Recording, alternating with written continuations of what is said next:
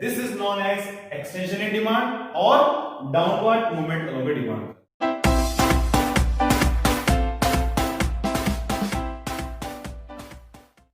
Hello, welcome to your channel economics Guruji once again. Concept of demand जो हम chapter study कर रहे हैं उसी में आगे बढ़ते हुए आज जो मोस्ट इंपोर्टेंट टॉपिक है, जनरली हर एग्जाम में पूछते हैं, बार बार पूछा जाता है, what is the difference between change in demand and change in quantity demand. ठीक है, या फिर what do you mean by change in demand, what do you mean by change in quantity demand. तो ये दोनों टॉपिक क्या है, इसके वापस सब पार्ट क्या है, कैसे एग्जाम में पूछा जाता है, तो वो सब हम डिटेल में इस वीडियो में समझेंगे। तो लास्ट तक वीडियो में साथ बने रहें ताकि ये जो टॉपिक है ये आपको अच्छे से समझ में आ जाए। तो concept of demand, law of demand, इससे रिलेटेड जो भी कॉन्सेप्ट्स हैं जो हम पढ़ चुके हैं इस चैप्टर में, वो जो भी रिलेटेड जो टॉपिक्स हैं उन सभी के वीडियो के लिंक मैं इस वीडियो के डिस्क्रिप्शन में मेंशन कर रहा हूं ताकि आप उनको जरूर देखें, समझें, आपको पता चले कि डिमांड क्या है, डिमांड कर्व क्या होता है, वो डाउनवर्ड स्लोप क्यों होता है उसका, वो आपको अच्छे से समझ में आ सके। क्लियर? तो आप पहले उनको जरूर देखें और आगे हम जैसे जैसे बढ़ते जा रहे हैं इस वीडियो में, इस चैप्टर में जैसे आगे बढ़ते जा रहे हैं, तो आपके बेसिक अगर क्लियर होंगे तो हर आगे आने वाला टॉपिक आपको अच्छे से समझ में आएगा। ठीक है? Now change in quantity demanded and change in demand, ये जो टॉपिक है क्या है, सबसे पहले हम इन दोनों में डिफरेंस को समझेंगे। ये जो वर्ड है, इस वर्ड के डिफरेंस को समझेंगे। आगे आने वाले वीडियोस में हम डिटेल में उस डिफरेंस देखेंगे, दोनों में डिफरेंस क्या है। पर पर्टिकुलर यहां पर जो quantity demanded and change in demand, ये क्या है, आप देख रहे हैं यहां पर तो क्वांटिटी डिमांड है और यहां पर डिमांड है, ये क्या बता रहा है, यहां क्या शो कर रहा है, वो थोड़ा सा हम यहां पर समझते हैं। जनरली आप जानते हैं किसी भी कमोडिटी की प्राइस एंड उसकी क्वांटिटी डिमांड में इनवर्स रिलेशनशिप होता है। सपोज प्राइस है 50, 40, 30, 20, 10 और डिमांड है उसकी 1, 2, 3, 4, 5। क्लियर? इसमें आप क्या देखते हैं कि जब प्राइस चेंज होगी, जब प्राइस कम होगी तो उस डिमांड की क्वांटिटी को बढ़ा देता है। 1 से 2 कर देगा, 2 से 3 कर देगा, 3 से 4 कर देगा। ये तो के बाद अब सपोज अगर इनकम, यहां पर उसकी इनकम कांस्टेंट है, हमने माना कि उसके पास जो भी इनकम हो कांस्टेंट है y। ठीक है? अब सपोज अगर उसकी इनकम बढ़ जाए, when income of consumer increases, अगर उसके पास जो पैसा है वो इनकम बढ़ जाएगी तो क्या वो इतनी डिमांड करेगा, कुछ बढ़ा देगा? पहले 1 कर रहा था, अब वो 2 करेगा, अब वो 3 करता है, 4 करता है, 5 करता है, 6 करता है। तो उसी प्राइस पर उसने उसकी डिमांड को चेंज कर दिया। क्लियर? उसने क्या किया, यहां पर उसकी पूरी डिमांड चेंज हो गई। तो ये कहलाता है चेंज इन डिमांड। ये क्या कहलाता है? Change in demand. यहां पर जो क्वांटिटी डिमांड है वो क्यों हुई है? क्योंकि कंज्यूमर देखा कि प्राइस के अलावा जो अदर फैक्टर है, factors other than price, like consumer taste and preferences, income, ये सभी जो हैं, अगर वो चेंज होते हैं तो कंज्यूमर अपनी पूरी डिमांड को ही चेंज कर देता है। जो डिमांड का जो पैटर्न था वो पूरा पूरा चेंज हो गया। इसको कहते हैं हम चेंज इन डिमांड। क्या कहेंगे इसको हम? Change in demand. और यहां पर अगर प्राइस चेंज होती है 50 से 40, 40 से 30, 30 से 20, तो उसने अपनी क्वांटिटी को चेंज कर दिया। जैसे जैसे प्राइस कम होती गई, 1 से 2, 2 से 3, 3 से 4, 4 से 5, या फिर प्राइस अगर इंक्रीज होती गई 10, 20, 30, तो 5 से 4, 4 से 3, 3 से 2, 2 से 1 हो गया। तो क्या कर रहा है, अपनी क्वांटिटी को चेंज कर रहा है, डिमांड की। तो एक ही पैटर्न में जब वह एक ही टेबल में एक ही कर्व पर प्राइस चेंज होती है और उसके कारण अगर उस रीजन के कारण अगर डिमांड को चेंज कर रहा है, क्वांटिटी को चेंज कर रहा है, तो कहलाता है चेंज इन क्वांटिटी डिमांड। क्या कहेंगे इसको?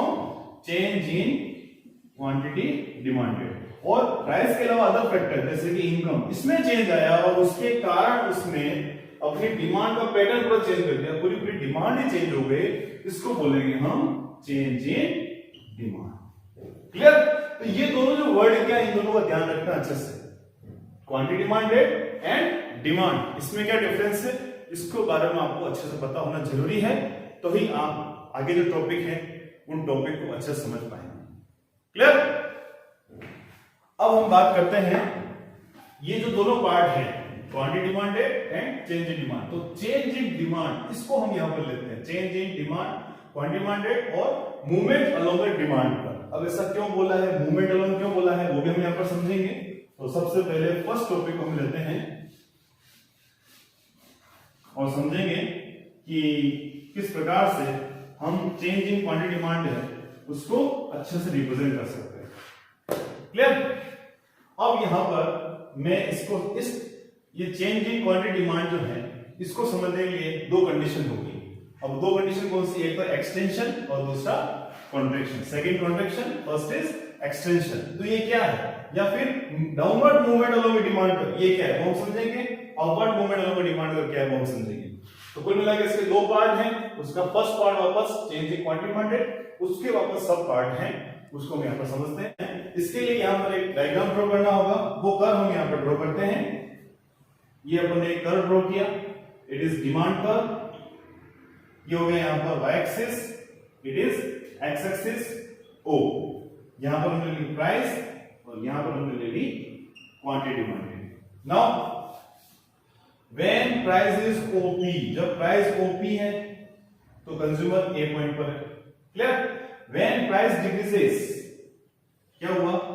प्राइस कम हुई, OP2 OP1।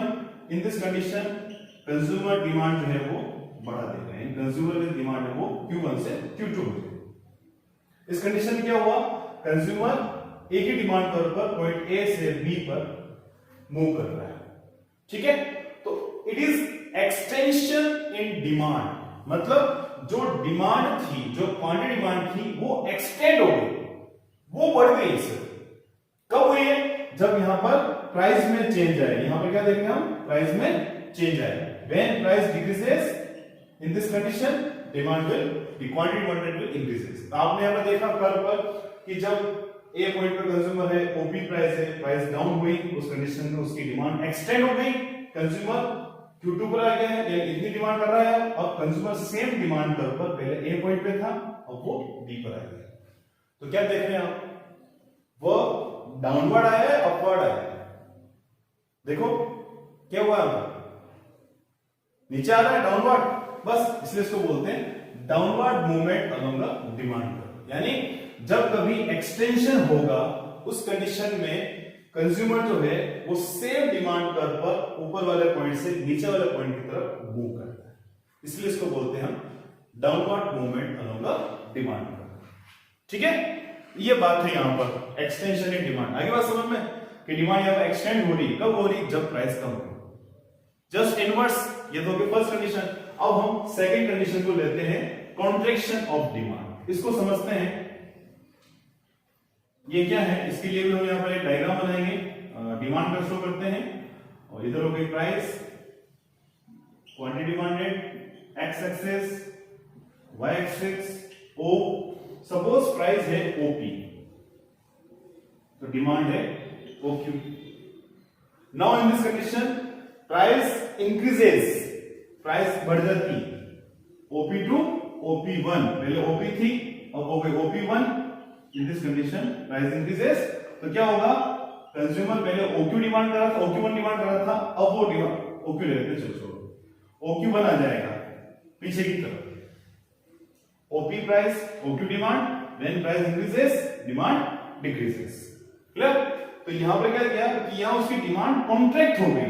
पहले OP प्राइस का ज्यादा थी, जैसे प्राइस इंक्रीज हुई, प्राइस यहां पर बढ़ी, तो क्या हुआ? उसकी डिमांड यहां पर कॉन्ट्रैक्ट हो गई, संकुचित हो गई।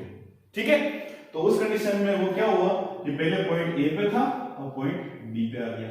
ये हुआ ना, पहले पॉइंट ए पे था, प्राइस ओपी थी, डिमांड ओपी थी, अब प्राइस इंक्रीज हुई, इसकी डिमांड कॉन्ट्रैक्ट हुई, इस पॉइंट पे आ गया, नीचे वाले पॉइंट से ऊपर वाले पॉइंट की तरफ आ रहा है। तो क्या हो रहा है? वो डिमांड कर्व पर नीचे जा रहा है, ऊपर आ रहा है, ऊपर आ रहा है, इसलिए इसको बोलते हैं upward movement along the demand. सामने आपकी सिंपल सी बात है, यानी जब प्राइस में चेंज होता है तो उसके कारण यहां पर हम देख रहे हैं कि वो कंज्यूमर एक ही डिमांड पर ऊपर नीचे मूव कर रहा है। ठीक है? यहां पर उसने क्या देखा कि जब प्राइस इंक्रीज हुई तो उस कंडीशन में वो नीचे से ऊपर की तरफ आया, अपवर्ड मूवमेंट अलोंग डिमांड। यहां पर उसकी डिमांड कॉन्ट्रैक्ट हो गई, इसलिए इसको बोलते हैं कॉन्ट्रैक्शन इन डिमांड। क्लियर? तो दोनों टॉपिक आपके सामने। तो कुल मिलाकर इन दोनों में कॉमन बात क्या है? कंज्यूमर एक ही डिमांड कर्व पर मूव कर रहा है, ऊपर से नीचे, नीचे से ऊपर, और किसके कारण? प्राइस में चेंज के कारण। किसके कारण? प्राइस में चेंज के कारण। तो अगर हम यहां पर हम समझें कि what is change in quantity demanded.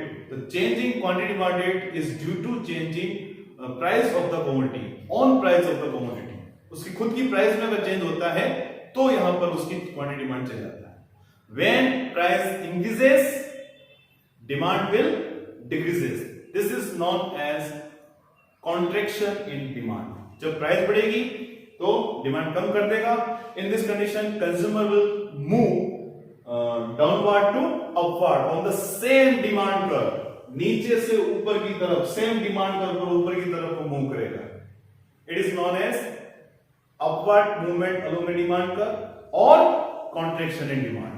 And when price decreases demand, quantity demand will increases, consumer will move downward on the same demand curve. This is known as extension in demand or downward movement along the demand. Clear? तो ये है यहां पर change in quantity demand. तो कुल मिलाकर change in quantity demand दो प्रकार से हो सकता है। किसके कारण होता है? मेनली प्राइस चेंज के कारण। किसके कारण होगा ये जो है चेंज इन क्वांटिटी डिमांड है, क्यों हो रहा है? प्राइस में चेंज के कारण। प्राइस दो कारण हो सकती है, या तो प्राइस कम हो या फिर प्राइस इंक्रीज हो। अगर प्राइस डिक्रीज होती है तो ये वाली कंडीशन होगी, अगर प्राइस इंक्रीज होती है तो ये वाली कंडीशन अपने सामने आएगी। ये होता है तो एक्सटेंशन इन डिमांड, ये होता है तो कॉन्ट्रैक्शन इन डिमांड। क्लियर? अब इन दोनों में क्या हुआ है? कंज्यूमर या तो ऊपर से नीचे की तरफ मूव हुआ या नीचे से ऊपर की तरफ मूव हुआ। कुल मिला के सेम डिमांड पर मूव हो रहा है, इसलिए इसको बोलते हैं मूवमेंट अलोंग अ डिमांड। तो आपको कंफ्यूज बिल्कुल नहीं होना है। एग्जाम में अगर आपको पूछते हैं कि what do you mean by change in quantity demand, तो ये आपको दोनों बताने हैं। What do you mean by movement along the demand curve, क्योंकि यहां पर प्राइस चेंज हो रही है और प्राइस चेंज के कारण कंज्यूमर एक ही डिमांड कर्व को मूव कर रहा है ऊपर नीचे, इसको बोलते हैं मूवमेंट अलोंग द डिमांड। ठीक है? नीचे जाता है तो एक्सटेंशन, ऊपर आता है तो कॉन्ट्रैक्शन। ये तो बात हो गई चेंज इन क्वांटिटी डिमांडेड और मूवमेंट अलोंग द डिमांड। अब बात आती है नेक्स्ट, चेंज इन डिमांड। इसको हम समझेंगे नेक्स्ट पार्ट, नेक्स्ट वीडियो में मिलते हैं। इस वीडियो में इतना ही। आई होप जो यहां टॉपिक हमने समझे हैं वो आपको अच्छे समझ में आए होंगे। और मैंने आपको पहले बताया था कि इससे रिलेटेड जो भी वीडियोस हैं, जो भी पार्ट्स हैं, चाहे चैप्टर फर्स्ट है चैप्टर सेकंड है, उन दोनों की प्लेलिस्ट का लिंक मैं इसके साथ मेंशन कर रहा हूं ताकि उनको भी आप समझें, देखें। और इससे रिलेटेड जो भी पिछले वीडियोस हैं उन सभी वीडियोस के लिंक, मतलब कॉन्सेप्ट ऑफ डिमांड जो है उसके वीडियो के लिंक भी मैं इस वीडियो के डिस्क्रिप्शन में मेंशन कर रहा हूं। पहले आप उनको अच्छे से समझें, सभी बेसिक को समझें, तो ये टॉपिक आपको अच्छे से समझ आ सकेंगे। तो कुल मिलाकर हमने आज क्या देखा? Change in quantity demanded, extension in demand, it is due to change in price, contraction in demand is due to change in price. When price decreases demand, quantity demand decreases, this is known as extension in demand or downward movement along the demand curve. And when price increases, quantity demanded of that commodity decreases. In this condition, consumer will move downward to upward on the same demand curve. This is known as contraction in demand. इसको क्या बोलेंगे हम यहाँ पर? Contraction in demand. Clear? तो कुल मिलाकर इस वीडियो में इतना ही। मिलते हैं नेक्स्ट वीडियो में। अगर वीडियो अच्छा लगा है तो वीडियो को लाइक जरूर करें, और इससे रिलेटेड जो भी डाउट है या फिर वीडियो आपको कैसा लगा है, क्या आप इस चैनल के बारे में, इस वीडियो के बारे में आपके माइंड में क्या है, कमेंट बॉक्स में कमेंट जरूर करें, लाइक जरूर करें, अच्छा लगेगा तो डिसलाइक करें और ज्यादा से ज्यादा अपने फ्रेंड सर्कल में इसको शेयर करें। ठीक है? और हाँ, अगर आप चैनल के नए व्यूअर हैं तो चैनल को सब्सक्राइब जरूर करें ताकि आने वाले नए वीडियोस जो है आपको जल्दी से मिल जाए, आपको इतनी तकलीफ नहीं हो, जल्दी से इसमें से आप सर्च कर सकते हैं। मिलते हैं नेक्स्ट वीडियो में। Thank you, thanks for watching. नमस्कार जी।